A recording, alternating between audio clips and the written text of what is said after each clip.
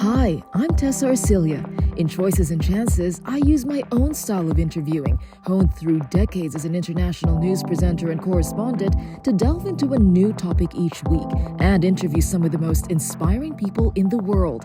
Life is a series of choices, choices that give us chances to live our best lives. My goal is to turn the wisdom of people I talk to and lessons from my own experiences into ideas you can use. So if you'd like to be inspired by other stories, hit the subscribe button and join the community.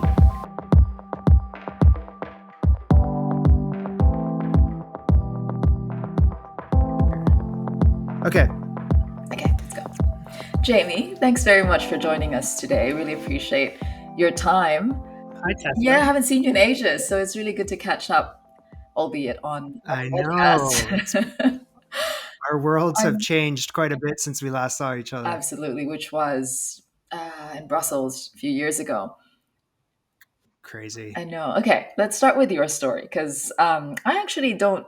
I mean, I know bits and pieces of it, but can you take us to the very beginning? What year was that? What was happening in your life, and how did you get from zero to saying, "Okay, I'm going to make YouTube videos. Let's go." What was that turning point? That would have been, if we're going as far back as when I was like 17 and I wanted to make my own, homemade movies with a little handy cam.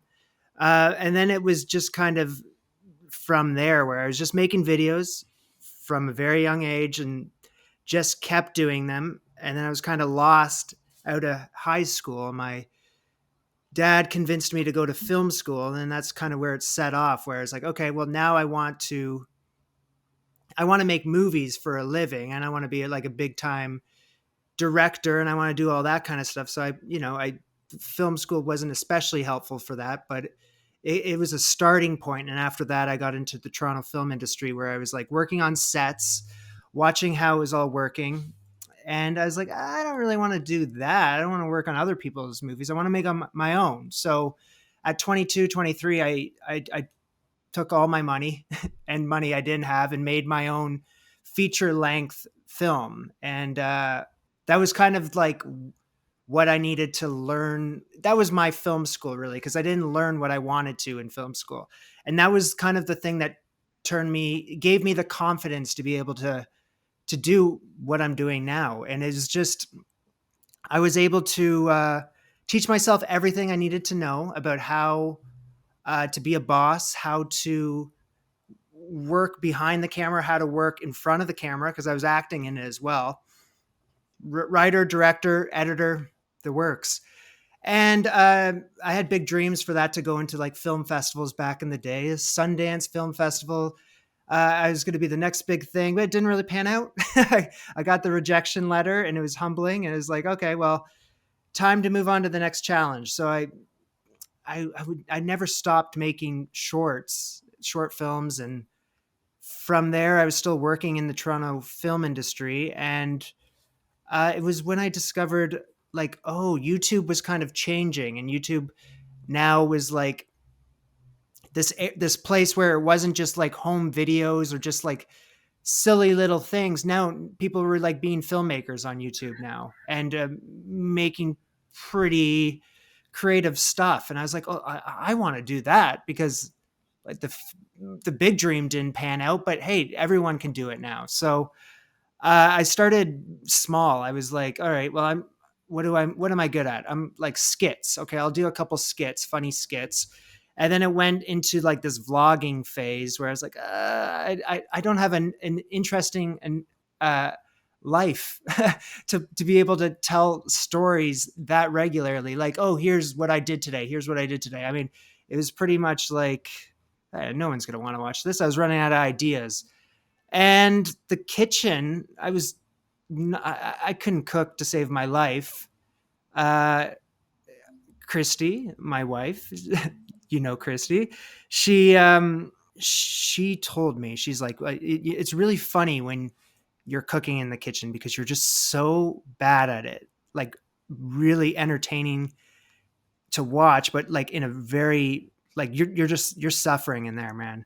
So she said, why don't you film yourself just one day and see if that kind of like, is if that's going to be able to give you an idea for a video. So I did. I just kept the cameras rolling and I made her dinner.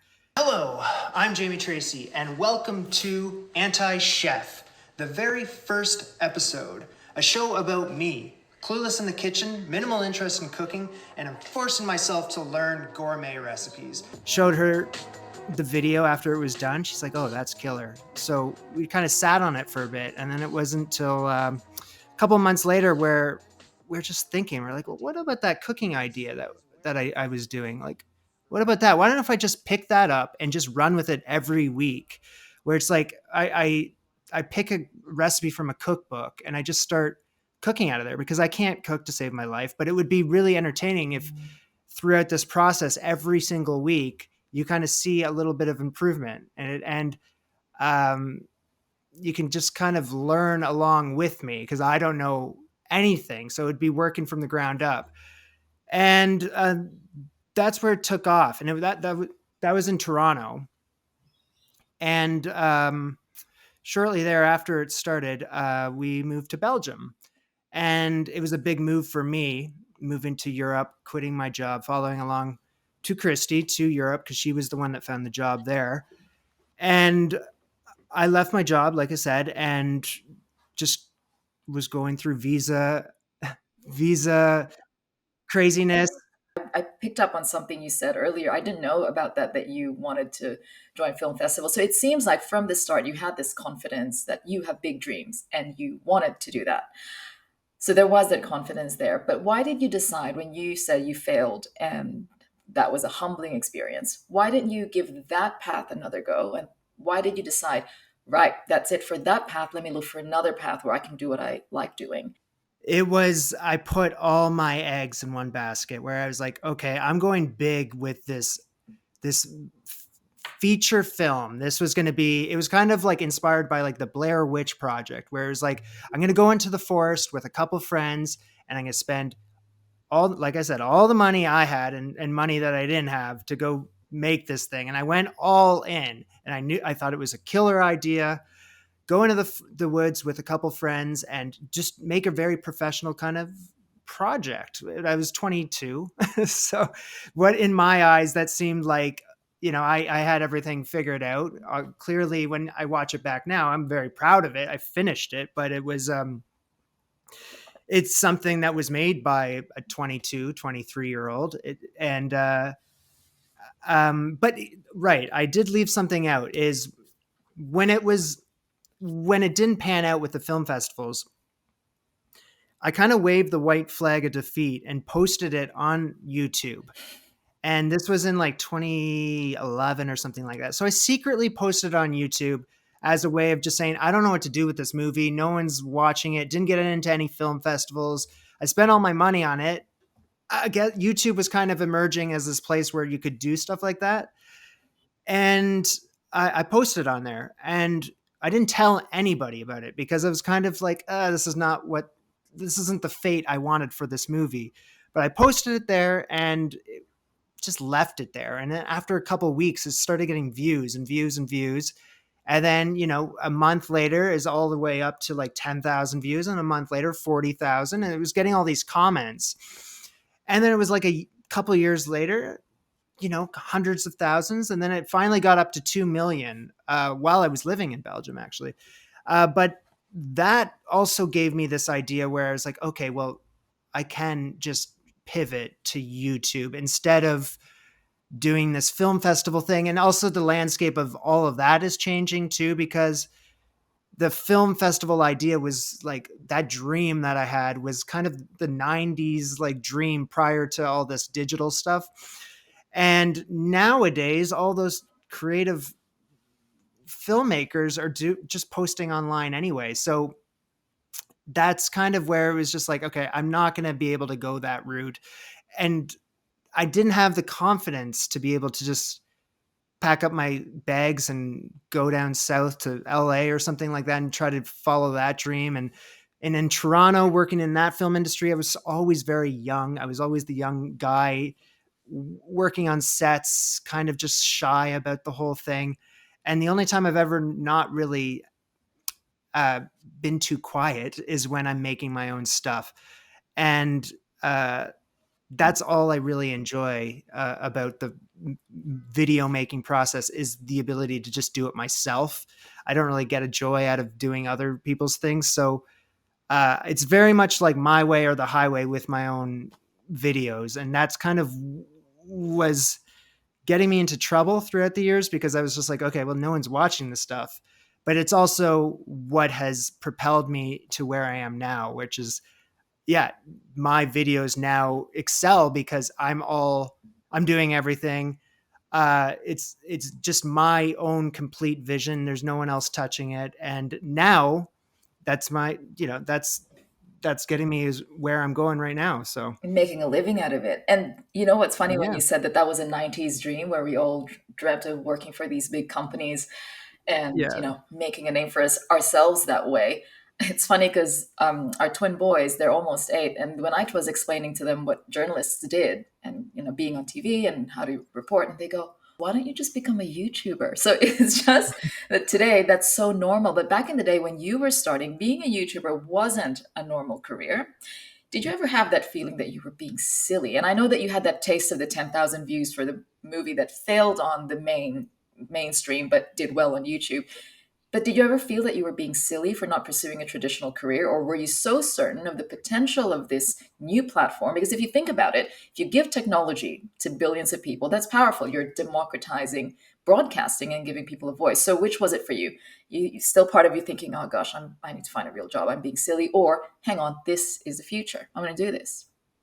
So this kind of goes back to moving to Europe and kind of leaving behind this life I had in Toronto. Because if I hadn't done that, yes, this would have been just kind of, it would have phased out, I think, because the kitchen I was filming in Toronto is everything I need. Let's get started. I didn't have a nice place. I didn't have a camera to keep going. I had when I'm filming myself in the kitchen, you could hear the people that lived in the basement below me, and I know that they could hear me. So there was all these factors where it was like there was an expiry date to that. So it wasn't until I moved to Belgium, and there was like, I'm in Belgium now. I'm there because Christy. I'm there having to wait for this work permit sort of thing. So there isn't really anything else I can do but continue to film and make these videos. So it was a perfect excuse for me to just continue doing that.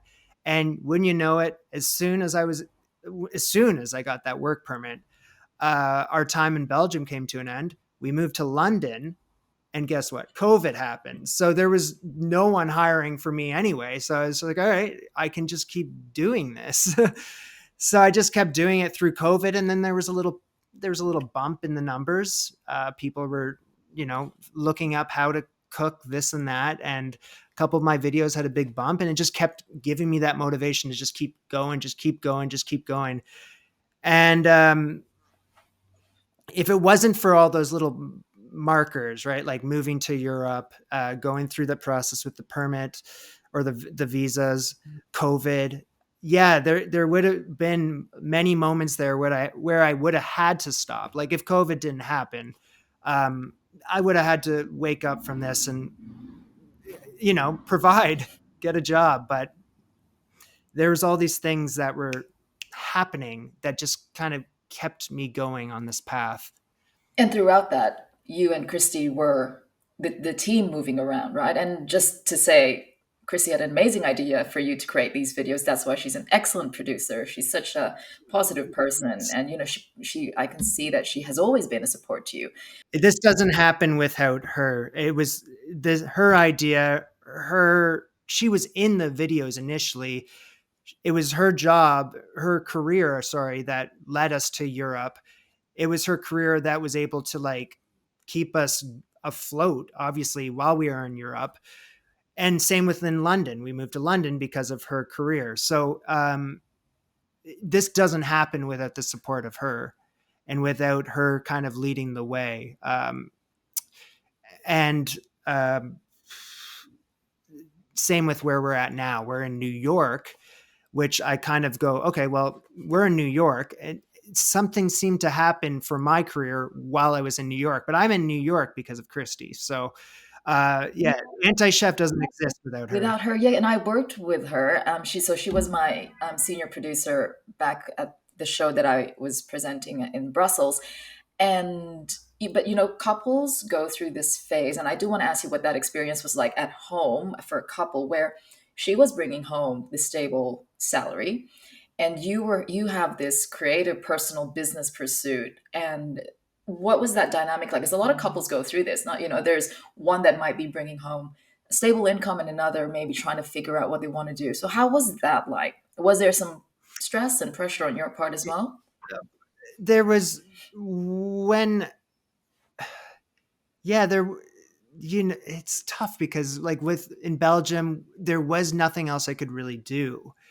Um, I was getting, small Joe jobs here and there, and same within London with the COVID thing. But like after that, there was significant pressure for me to be like, yeah, you got to step up. But every time that I was about to, it was like something was happening in the anti-chef world where it's like, oh, well, isn't that interesting? Like, look at that. Something, if you just keep going just a little bit longer. And that was exactly the right move. But yeah, there is, it hasn't been easy because we don't live in, even the place we're in now. Obviously, these are just little apartments that we've been living in, and I have quite a bit of gear that I have to set up in the kitchen, and my show is based around, making messes in the kitchen, and these videos don't, they take quite a bit of time to make. They could take 12-hour days. So yeah, I'm taking up the kitchen, quiet on set, Christy. Yeah. Sometimes I need my space while I film. I can't have people, staring. So, yeah, it's tough for her because she, sometimes she'd have to, especially with the working from home thing. It's like, that has been the biggest juggle because, uh, her job, what used to be in an office where I had the free time to do whatever I wanted to. Now she's at home too. So there's a lot of like planning our schedules around when am I going to film these videos? When am I going to take up 70% of this apartment to be able to do this? So it does take a lot of compromise and like, just give me a little bit longer. I know I'm not done yet, but I will be. And then, but as soon as I'm done, I swear I'll take all the camera stuff, I'll put it away, I'll clean the kitchen. You'll never know I was there. But by this point, did you already have a feeling that I'm going to make a living out of this? So you were seeing those increments in the numbers. Were you already at that point where you knew there was a future in this? There was always a bit of a tease. There was always a bit of as soon as you think, okay, maybe I'm not cut out for this. There would be something that happens and you're like, oh, wait a minute. Maybe there is something here. But there was a lot of hopelessness and a lot of doubt. What am I doing here? But again, I put myself in these situations where it was like I had no other options. So it was like I'm in Belgium, I'm kind of stuck here. In London, it's like this is what I have to do. And that just kept it going. It wasn't until really New York where it was like, all right, Jamie, you got to get back into the, into the real world here. There was a moment in New York where it was like, I think I might have to move on from this. And it was about a week later after that thought where everything changed. So What changed? What was that moment? it was, it was a, it was momentum. It was, you're doing something, you're in kind of, tunnel vision with this thing that you're doing. And then all of a sudden you can see something snowballing. You can see the feedback you're getting was just getting a bit more encouraging, a little more stronger. There was much more of it. The views were just kind of, okay, what's going on here? What's going on here? And then it was a video that it was just one thing there that just, and it didn't, after that moment, it was no looking back. It was one video happened, and then another one happened, and then all of a sudden, my dreams are coming true overnight. But it was a long journey to get there. But it was a very short window there where it just, you know, Exponential spiraled. growth, pretty much. Yeah, Because exactly. Yeah. you did mention to me that viral video. So talk us through that video. Did you expect it to go viral? And what was going through your mind when you were creating that? First of all, you wanted to put out this video, and all of a sudden, Yeah. that's what made it. And that's hilarious because that was one of the videos where I was like, what the heck am I doing here? Because the theme of my show is a guy that can't cook, teaching himself how to cook, and he has no business making a lot of these recipes that he's making. So this one particular video that took off was a video that was actually a failure. It was everything went wrong. And I only have a short window in a week to make I only have a short window actually to film these videos each week. And then when that allotment of time is over, I gotta move on. I gotta start editing the video so it can come out, and then you move on to the next video. So it's a weekly thing. It's you got to stick to the schedule. And if you don't, then you don't have that video. So if there's a failure that happens while I'm filming and there's no way to recover from it, I'm kind of just stuck with it. That's what I have. So I took the footage that I was filming that day. It was a cake, and everything that could go wrong went wrong with this cake. And a few times I was thinking about just taking the cake and just chucking it at the wall. I didn't know what to do. There's a lot of like moments in this video where I just look like I'm giving up, not only in this career, but just in life. I was just a blank. There's a couple times where I just blank out, and it's all on camera. And I was stuck with this footage. Somehow I was able to finish an ending to it, kind of blanked out on that, but I edited the video. But it was one of those videos where I just decided to just throw all the rules out the window and just kind of do something I've never done before. Like, you know, when there's moments of like horror or moments of like just complete, I'm lost, I'll put some like scary music in there. Something feels funny about this egg. I haven't opened an egg where there's like a surprise on the inside. All right, it's all good. It was just a normal egg. I'll just let that moment sink in where I'm just like, I'm staring at the wall and I'm just blanking out about how things are going so poorly. And I'll just like sit on that for a bit. I'll just embrace all of the failures and just run with it, essentially. And I did the same thing because titles and thumbnails for these videos are so important. So I named the video Julia Child's Orange Cake Drove Me to the Brink of Madness, which was just a different type of title that I would normally go to. Usually it would be like, you know, Julia Child's Beef Bourguignon or something like that. No, this was like embracing the madness. The thumbnail was me just giving up on it.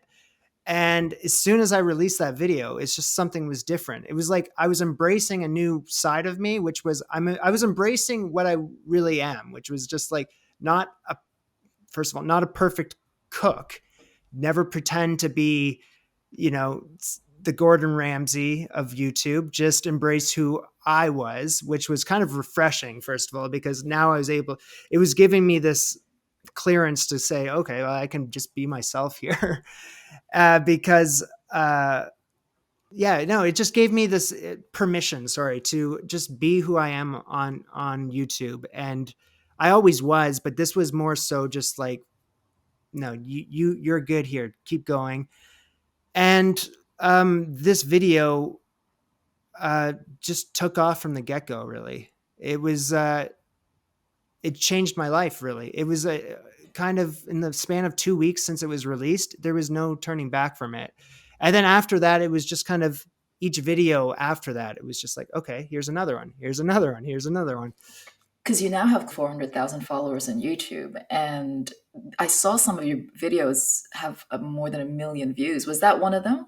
Yeah, the cassoulet video is the one that has the million. And that was another one of those, just embracing who I really am. And there's no, I should mention that there's no acting in any of these videos, which has always been something that was holding me back. Because, how is someone that can't cook making these cooking videos? It's just like people that are searching for food content online aren't looking how to not make, this dish. No, they want to learn how to make it so they can make it for dinner or something like that. So no one was really searching for that. So really, who's going to tune in to me are the people that are just, mine is entertainment. It's you need to get to know me. You need to be able to, or you need to be that person that goes, oh, I've been in that situation before. That's funny. Or I relate to that. But you really need to connect with me. So the same with the cassoulet video, which is the one you're referring to. That video was the next one that changed my life, where it was like, I took the ideas from this cake video and I kind of ramped them up a bit. Okay, this is an even more challenging recipe. It took me the entire day to make it, and the recipe had a million steps. The video was going to be 31 minutes long of me trying to make this cassoulet from Julia Child. And I just shared every single step involved in that recipe. And when I get upset, I keep it in. If I make a mess, I keep it in. The recipe didn't turn out exactly how I wanted it to, I'll keep it in. And again, people just embraced it. And They loved not your everyone, authenticity. not everyone embraced it, I might say, but Yeah, I do want to get people watch. I do want to get to those, I suppose, judgments from people you don't know. But first, I want to start with maybe judgment that you might do you experience judgment in your real life? Because as I said again, YouTube is becoming more and more common as a career choice. But when you go to an event in New York, you've got, oh hi, I'm a banker. Hi, I'm a this. Hi, I'm a that. What do you say? Hi, I'm a YouTuber. Do you still get that? What? You're a what? Excuse me. Judgment. And does that even affect you, or do you say, oh, you know what? I don't care because in my world, I'm doing really well. How do you deal with that?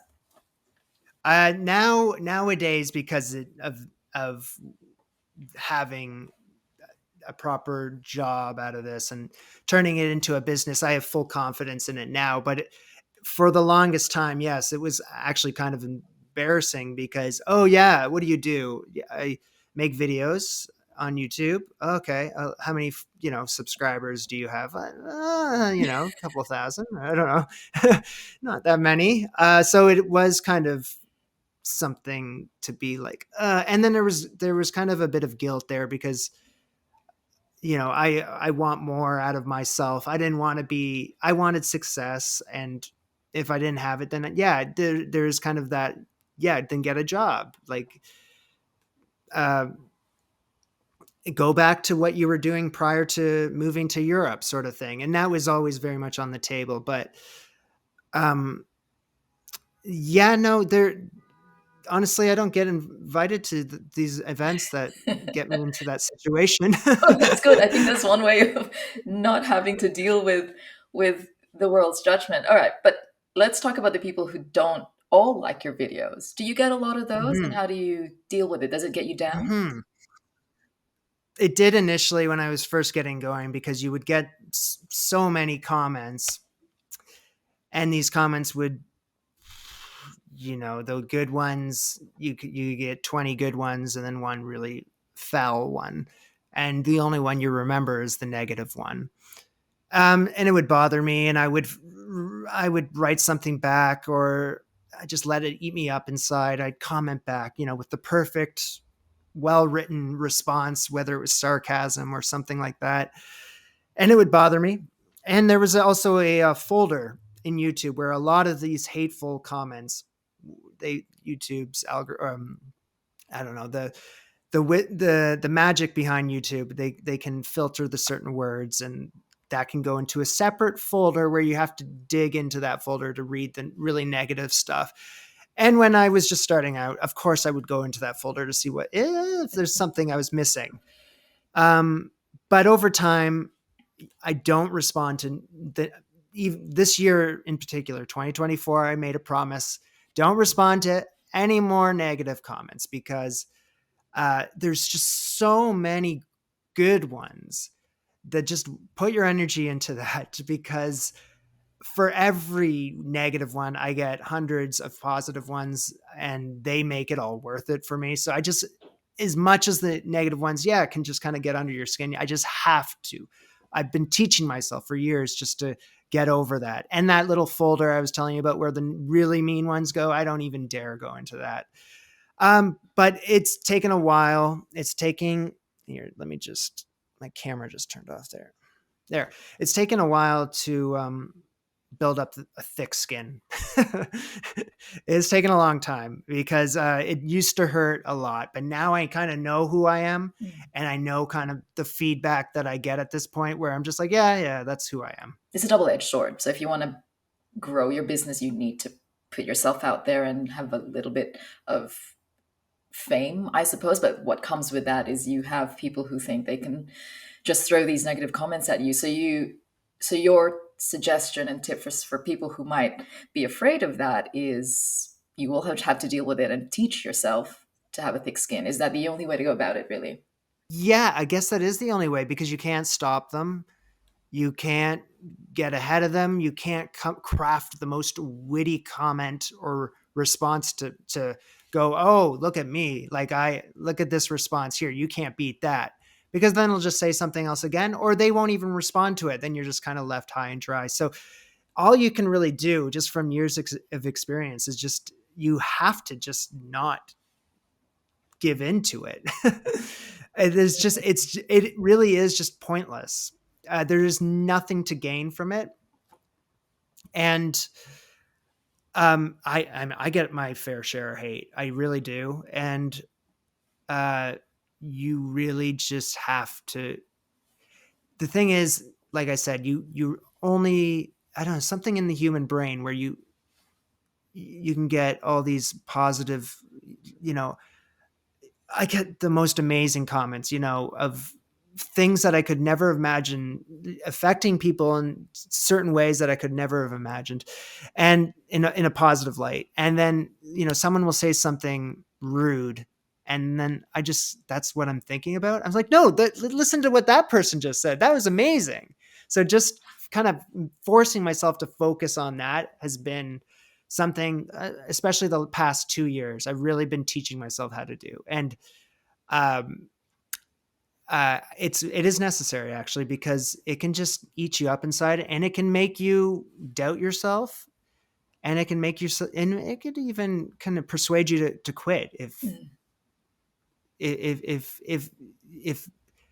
you let it, I guess. Now that you've been doing it for years, there's still a lot of mystery. Like for me, now I'm watching a lot of videos trying to learn about it little by little, but there's still a cloud, because until you've been doing it for years, you don't really know the tips and tricks and little, as you said already earlier, thumbnails and titles and algorithms. Okay, let's start with, if somebody wanted to do this, what are the top things that you would suggest to them that you had learned over the years to simplify and you wish you knew when you started? Mm-hmm. The number one thing is, if you decide to do it, you have to commit, and you can't stop. You can't. So if you have an idea, you have to run with it, and you have to believe in it. And you just can't, even if, you're 6 months into this process and it's still not panning out. 2 years into the process, 3 years into making this show, I would have some videos that just flat out bombed. Like, no one watched them. And if I had just quit then, it would have been because you need the consistency. You need to just keep going. And it could be, you have to really believe in what you're doing. But you also have to be very, very patient with the process, because it's not going to happen instantly. You really have to develop you have to develop a connection with these people. And if you want to grow, you need many of these people. And that connection just doesn't happen. It takes, for me, it's taken years for a lot of these people. There's been people that have been watching me since the beginning. And consistency, being able to, like, for me, I've barely missed a week of releasing these videos since I started 6 years ago. And when I do skip a week, it kind of makes it easier to go, okay, well, maybe I'll skip another week, and then I'll skip another. And then all of a sudden, YouTube doesn't work like that. YouTube and whoever the almighty algorithm, they don't take too kindly to people skipping weeks. If you skip a week, then you're going to have to work a little harder to get back to where you were. So if you're starting at the very bottom, that's pretty discouraging, but you have to just you kind of just have to just go with it. Just don't think about the numbers, because they're not going to happen instantly. So that would be the number one thing. The other thing would be just to embrace who you are. Like, for me, that has been the biggest lesson here. And there's been so many times where, like I said, it's like, who's watching a YouTube cooking show about a guy that can't cook, and I have a very oddball sense of humor. Like, not everyone gets it, but there's a lot of people that somehow do. So there's people out there that are going to find you, hopefully, and they're going to relate to you, and they're going to relate to your personality, but you got to be who you are. And that's when things started clicking for me, is when I was able to, first of all, develop my on-camera confidence. It took a long time to put the camera on me and just, I don't know, start feeling a little more natural in front of it, because the very first episodes of this Antichef project that I've been working on are very stilted and awkward. And like I said, I could hear the people in the basement listening to me, and it was getting to my head. And I didn't know how to talk on camera. I can barely talk in real life. So you just have to turn the camera, for me at least. There's some I've learned is just turn the camera on and speak. And if it doesn't turn out the first time you say it, you just say it again and Yeah. say it again. It's the magic of editing. Cut out the ums and ahs if you want, but you want to keep that core part of you, because that's the interesting part. And anytime I had some sort of like, if there was kind of like, should I kind of be more of a how-to cooking video? I don't really know how to cook, but I can certainly make these videos feel like, oh, this is how you make a Belgian waffle. Or I don't really know how, but I can certainly fake it, I guess. That kind of mentality where it's like, there has been so many times where I was like, okay, I could go down that route where I'm not who I am, or I'm not being who I am. And it could be tempting. And I see a lot of YouTube channels start embracing, or kind of Having a persona. pivoting, and, changing their persona to maybe go along with this algorithm to follow what's popular. And it's tough for me not to go down that path. And so I have to say, no, I just stay on your course. You know what you want to do. And that would be a good lesson for people, is just to trust, like, what do you want to do? Stick to it, stay consistent with it, be yourself about it. And obviously learn how to edit, make these thumbnails, make Yeah, come up with snappy titles. Yeah. that's what I wanted to ask about next. Because so you say discipline, meaning sticking to your schedule, and consistency, and being authentic, and choosing something and staying true to your vision. But there are hard skills, as you say, editing, choosing a Yeah. thumbnail. This, how much learning did you have to do first? Because now I'm devouring hours and hours and hours of trying to understand and learn everything. But is that really necessary? Did you have to go through that, or what? Find that minimum viable product, as they say in business, and then just go with it. What's your This suggestion on those hard skills? this is a tough one, because for me, I always I felt like I always had to step up because I came from the film background. So prior to YouTube, I was making my own videos, so I knew how to edit. I went to film school. I was working on sets, so I watched movies be made behind the scenes. So I knew this is how you make a You have movie. no Like, excuse not to know. exactly. Like what I do with my videos is very much just like making a movie. Like, uh, going in there, pre-production, post-production, knowing how that all works, knowing how a set works. And that has really benefited me. And then obviously my technical skills too has come in handy. But most of these skills I'm talking about are all things that are self-taught. Like I didn't like when I went to film school, they were teaching things that don't even exist anymore, like filming on tapes and stuff like that. So it's a rapidly changing kind of world, right? And especially with like TikTok and all that stuff, Yeah. you can teach yourself all of these things. And it just, with each video or each little, each week that goes by, you just get better at it. Like YouTube thumbnails for me, that's been a skill that I've had to acquire. And just the amazing thing with those is because everything is behind the scenes for my show, at least, is everything is just, whoa, whoa, whoa. Okay. You got to film this video, then you got to edit it. Then you got to release it. I got to release it at 11 o'clock on a Sunday. Well, I finish it at like 10 on a Sunday. And that gives me about half an hour to make a thumbnail and come up with a title idea and then release it. And it's just like on to the next video. So I move fast and there's no real time to just be a perfectionist about any of this stuff. So that is a good one there too. It's the perfectionist in me always wants to spend more time on everything that I do, but creating deadlines, and this is something I'm not good at, but like creating these hard deadlines saying, I am done this now. There's no after that. So whatever it takes to get it done before then. And for me, that requires a lot of sleepless nights. And it's been a real struggle for me, but I've incorporated like this year, you got to be done. Like I said, it's Sunday, 11 o'clock is when that video is online. So if you're going to be a bit of a procrastinator, look on the internet, do your own thing on a Wednesday, then, on Thursday night, Friday night, then you're going to have to stay up and get that done, sonny boy. So, you got it. There's a little, your, your, your past self, and there's always a battle between your future self and your past self. And you want your past self to be looking out for your future self. It doesn't really happen all the time.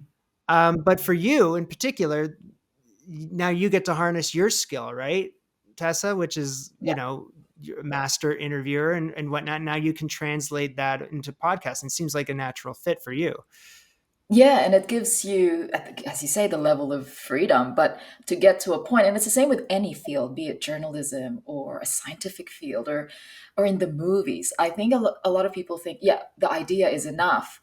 Well, no, there's a lot of work. The idea is great, the vision is great, but you don't step into a set and go, I'm the superstar, or you walk into a newsroom and go, I'm the lead anchor. You don't just do that. You need to know how to write. You need to know Yeah. how to edit. You need to know how to pick up the phone, call people.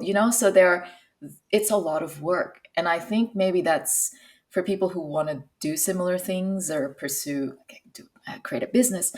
It's the work that it requires that maybe puts people off or, get kind of makes people lose motivation. And as you point out, it's this bit when you started your business, your YouTube channel started going up. But this bit, it was a long slog. And I met you during that time. Like I was looking at you thinking, well, that's great that you have all that motivation. And I was so happy to see that turn. It was just amazing. And that's why you're here now. That's why I'm really curious about your story because it's a lot of work, isn't it?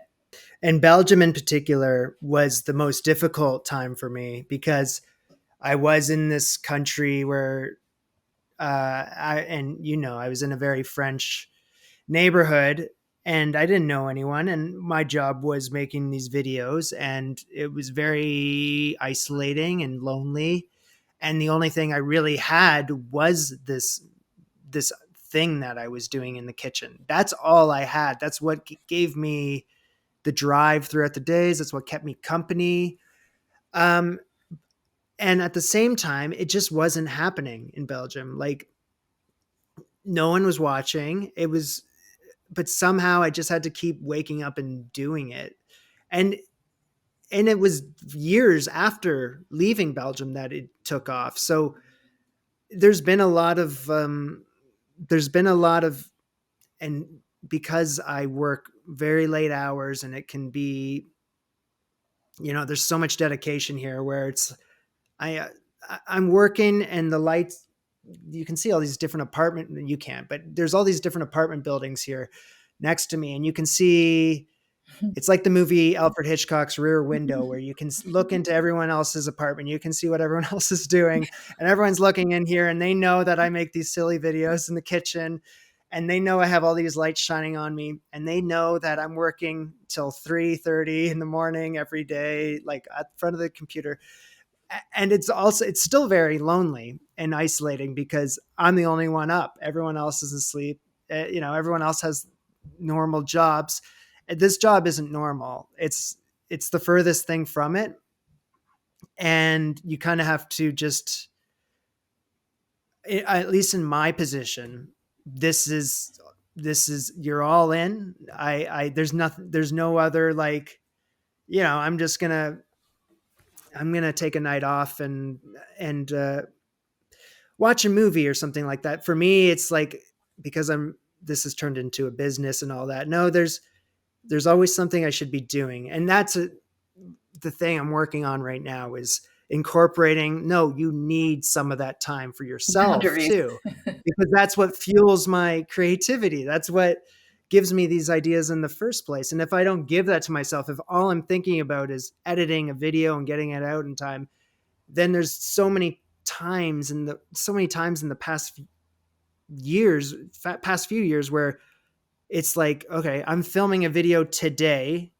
I don't know what I'm making. I guess I'll just wing it. Like, I'll just go to a cookbook, pick a recipe, run to the grocery store, and film this recipe. That happens more times than I want it to, and I don't like that. I like the pre-production. I like the whole process. So there's a lot of self-discipline, I guess, is what I'm trying to say. Yeah, and how do you choose a platform though? Because now, as you say, you don't really know TikTok, and do you have to be on such platforms? So how do you choose a platform? Was it a rational choice to go, I suppose, because you make videos, but for someone choosing, should I just be on Instagram? Should I be on Facebook? Should I be on YouTube? What's the thinking process behind that? So when I was getting started, there was no option for the short form content, where now that's how I feel a lot of people just grow through that now. So if you want the growth to get your feet off the ground, you really have to embrace that, especially if you're starting from the ground up. Like, that's where you have to dedicate a lot of time into the Instagram reels, the YouTube shorts, and heaven forbid TikTok. But for me, luckily, there was no option because I love the long form stuff. So that was all I had.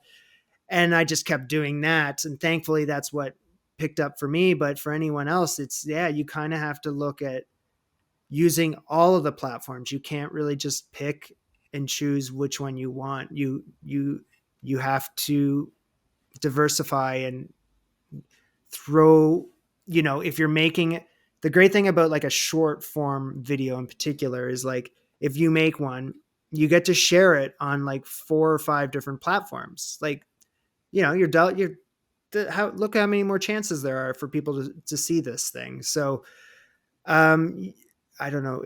I guess the term recycle, you could recycle that content on all these different platforms, which is great. But for me, always the recommendation would be to do that on top of the long form for someone that's trying to get into the video thing, for sure. It's like, yeah, if you want to make the long form stuff, you got to do the short form stuff.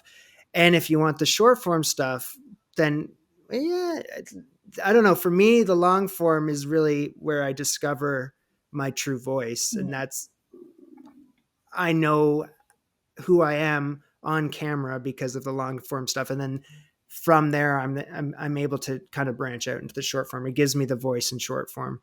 Has your relationship with what you're doing changed because you went from creating videos from passion and interest to now having to think about the business side of things? Did that change how you view what you do? And how do you stop it from becoming just another job where it becomes the daily grind? Because I think once you become big, you become a business owner, and that's a completely different skill set to just being the creative person, right? Yeah. I have been suffering many, many times in the past year from a thing called burnout. It is a real thing. It can circle back to what I was just saying about all these different um, uh, income streams coming your way, and then all of a sudden you're like, oh, okay, well, I can't say no to any of this because I don't know how long this is going to last for. Like, am I able to cook in my kitchen and be like this for, oh, sorry, my camera again. Am I able to be like this in my kitchen for the rest of my life? Can I keep this up? Or should I be saying no to anyone right now? So on top of that, I'm keeping up with the daily grind of like releasing a video every week. And you YouTube rewards you if you do more of the same, more of the same, more of the same. So it can all get to you where you just feel like you're in some sort of like it's like a matrix where it's just like every or groundhog day. Every day is the same. Nothing feels real. You don't know who's even watching you. It's all just numbers. And you're not saying you're taking on too much work. You're doing it all by yourself. And as soon you can put in every single little thing I have, I put it into one video. I release it online and then it goes, oh, you got to do it again. And you got to do it again. And you can't actually take a week off, YouTube says, or, you're going to be a couple steps back. So take a couple steps back. So you have to keep up with the grind, and it is a lot. And it's something that I had never dealt with, which was just taking on way too much and it really starting to get to you. And then you have to start reevaluating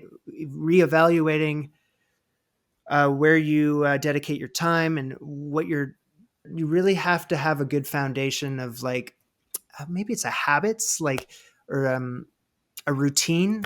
You really have to start developing something like that just to keep it going each week, because a lot of the time I just fly by the seat of my pants and it becomes very overwhelming and I fall behind so often. And then you start, then for me, there's people that, want to see you each week. So there's that pressure of like, okay, I got to keep up with this. I don't want to disappoint, and I don't want to disappoint because I do love making videos, but there's been a couple times where I'm just like, yeah, there is something missing here. Like, you have to reevaluate, you got to take a step back, reevaluate what it is you're doing, and then try a new attack plan. So it's difficult because and this is YouTube again, but like the algorithm controls so much of what you're doing. Like it rewards you if you choose the right type of video content, and it punishes you kind of in a way if you don't. So,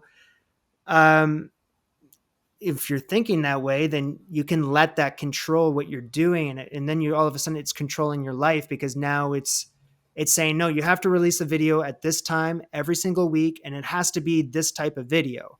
And if it's not, then, that's not good. And if you miss a week, that's not good. So I guess maybe this is the thing for YouTube, where there would hopefully one day there's a better balancing act there where they're able to take these kind of things that we're hearing more of these days, which is like burnout from all these people, and just they kind of implement something to be able to, I don't know, avoid that. But as of now, yeah, there's a lot of like pausing and going, okay, I do love this. I love making videos. So get back to doing that again. There's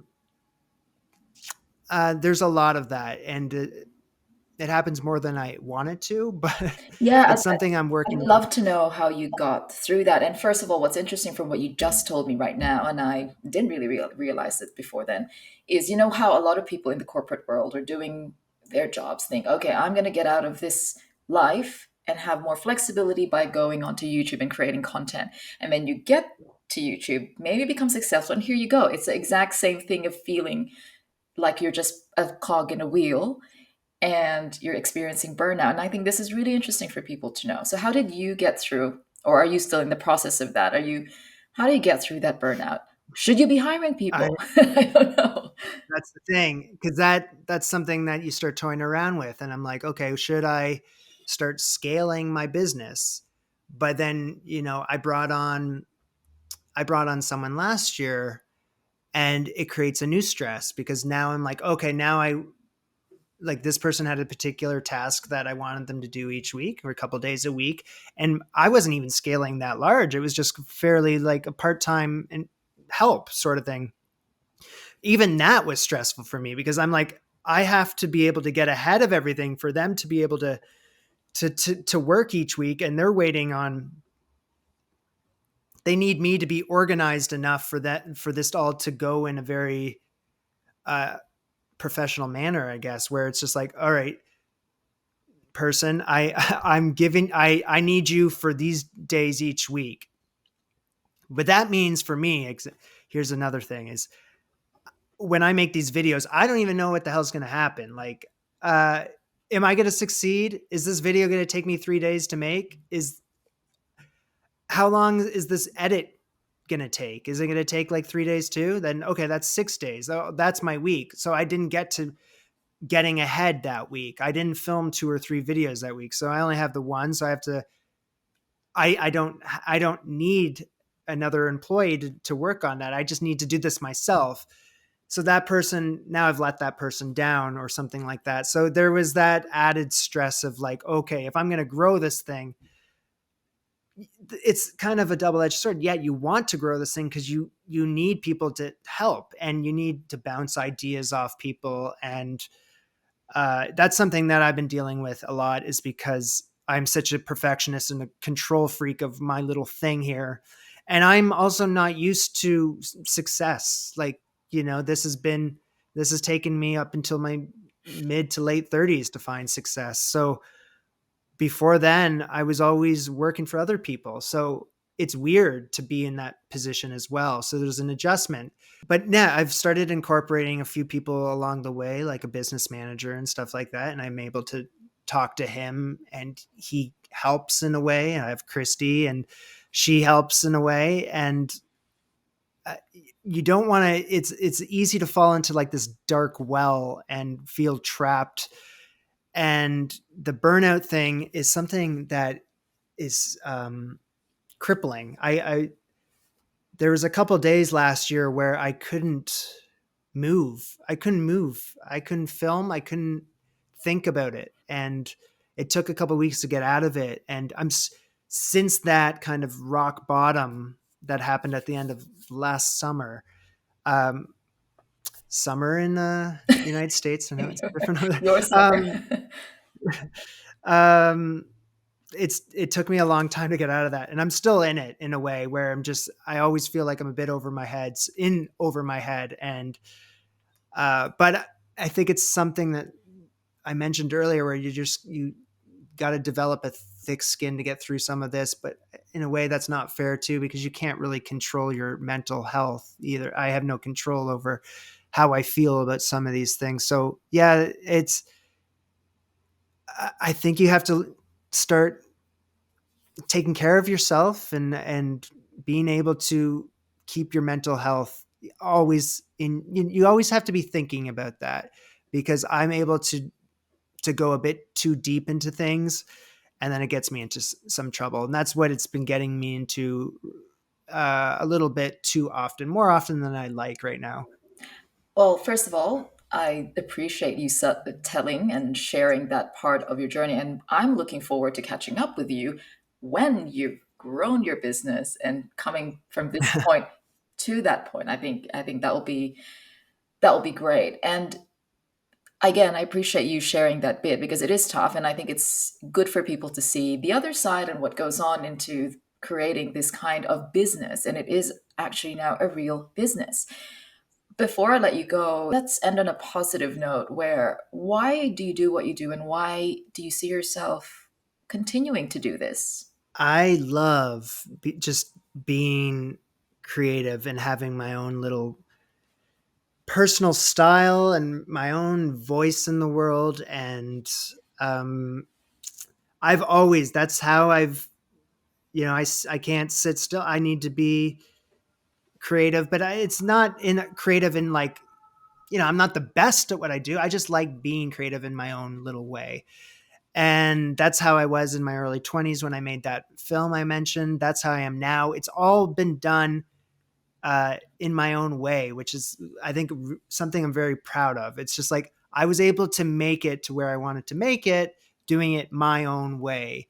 And now I didn't follow the rules. I didn't follow how you were supposed to do it. And there's been a lot of hiccups along the way, but it was like the perseverance and just keeping at being creative. And those are some of my positive traits. And um, that's why I love doing this is that when it comes down to it. And that's kind of, not to go back to the negative part of it, but when it starts turning into the business side of it, you have to keep reminding yourself, why are you doing this? And for me, it's, I love picking up a camera. I love, now I'm learning to love being in front of it. I love to now cook. I love to learn new things. And I love learning how to cook. I love learning about the different cuisines of the world. And uh, this job is allowing me to do all of these things. So those are that is the greatest gift of all of this. So it is going back and just making sure that you don't forget all of that stuff and don't let all the business stuff, which starts when you find the success, that stuff starts showing up.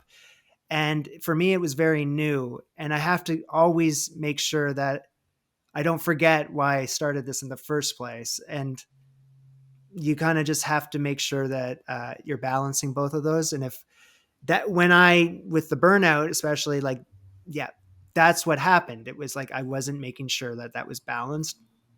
It was one thing was getting in the way of the other.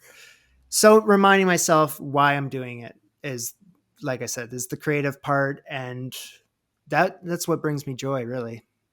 And also, as you say, it's a learning process, even learning how to do this as a business. And the final word for people who might be a little bit afraid of taking a path that's not traditional. And I know you've been doing it since your early 20s, but there are lots of people who, Yeah. do traditional jobs and now think, okay, I need to do something else. And they're afraid. Yeah, it is. I was in that exact position. I had another job, and I was rising up in that job. I was much needed in the career I was doing. Like, I was part of a team, and I was a big part of it, and I couldn't see myself walking away from it. And granted that, life threw me a couple, I don't know, gave me a little permission to be able to take a couple different risks just based on um, s- things that came my way. Um, but I didn't know any of that was going to happen at the time. It all just happened because I took that initial risk. So, yeah, I, that's it right there. It's like, I personally just believed in what I believed I had something to say, and I needed to say that. And I I wanted to achieve something in my life, and I always had that dream. And I hit a point in my life where I was like, I have an opportunity right now to do this.